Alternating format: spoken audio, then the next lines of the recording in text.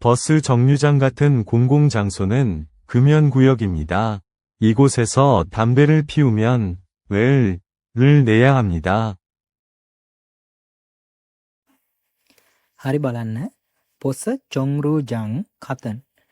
Bus නැවතුම් පොළ වැනි කොංකොං ජන්සෝ නන්. පොදු ස්ථාන කම්යොන් කුයොගිම්නිදා. දුම්බීම තහනම් වෙන තැන් වෙනව කියලා කියන්නේ. දුම්බීම තහනම් වෙනවා. ඉගොත් එසෝ තම්බෙරල් පියුමයොන් හිස් තැන රල් දාලා තියෙනවා.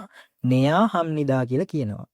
ඒ කියන්නේ මෙතන සිට දුම්පානය කොළොතින් නැත්තම් දුම්පානය කරනවා නම් සිගරට් බොනවා නම් ගෙවිය යුතුයි කියලා කියනවා. පළවෙනි උත්තරේ තියෙනවා පල්ගප්. පල්ගප් කියන්නේ නිකුත් කිරීමක්. මොකක් හරි අපිට ආයතනකින් වගේ නිකුත් කරනවා. අපේ හැඳුරුම්පත නිකුත් කරනවා, අපේ ගමන් බලපත්‍රය නිකුත් කරනවා. නිකුත් කිරීම තියෙන අර්ථය තමයි පල්ගප් කියන්නේ. එතකොට සුසුරියෝ දෙක සුසුරියෝ කියන්නේ සේවා ගාස්තුව. මොකක් හරි අපිට සේවාවක් සඳහා අය කරගන්න අපින් අය කරගන්න ගාස්තුවක්. රාජ්‍ය ආයතනයකින් වගේ නැත්තම් මොකක්ම හරි සේවාවක් නිසා අපිට අපෙන් අය කරගන්න ගාස්තු. ඊට පස්සේ තුන්වෙනි එකේ තියෙනවා පොල්ගම්. පොල්ගම් කියන්නේ පොල්ගම් කියනවා අපි දඩ මුදල් නේ. දඩ මුදල් වලට කියනවා පොල්ගම් කියලා. හතර මොකද්ද? යෝගම්.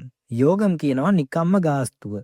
ඔය ලයිට් බිල්, ප්‍රවාහන බිල්, වතුර බිල් වගේ ඒ වගේ ඒවා ඉති වෙන්නේ යෝගම් වලට. එහෙනම් මේකේ උත්තරේ එන්නේ 3.